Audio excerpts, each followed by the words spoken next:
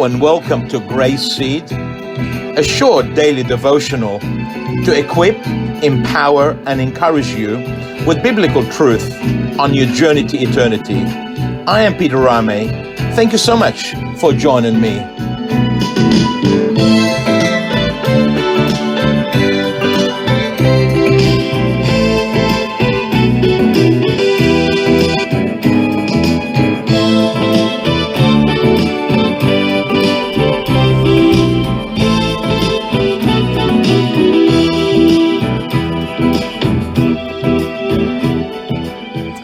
On today's Grace Seed, we look at the foundational role of Christian values for effective Christian living.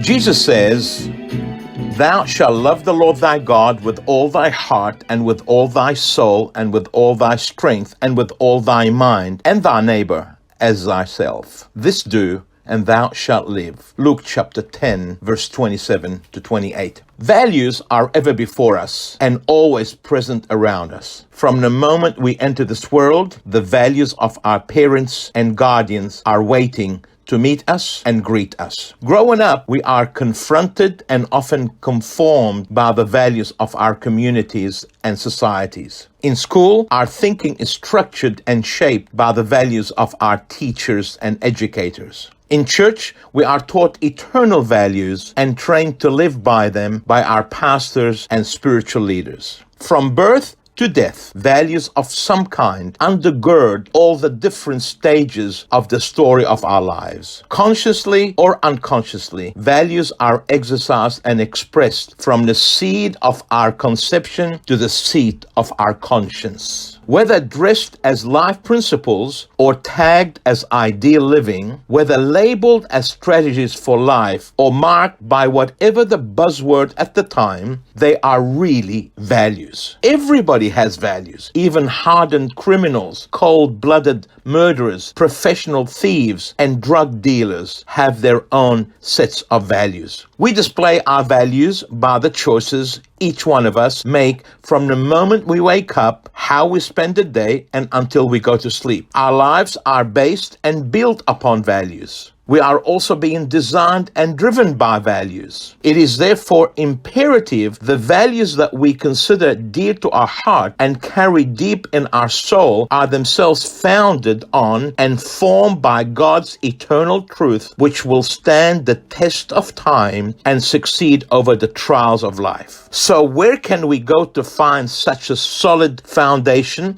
and a strong formation with a written guarantee to that kind of success? Well, in our text today, the Lord gives us two great commandments, of which he says, "On these two commandments hang all the law and the prophets." And he also says, "There is no other commandment greater than this." In other words, this is it. There is no need to look any further.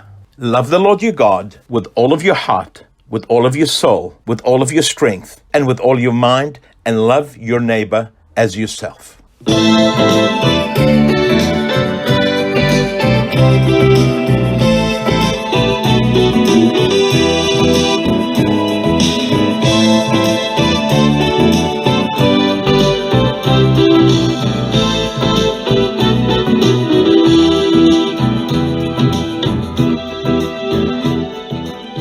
Thank you for listening, and bye for now.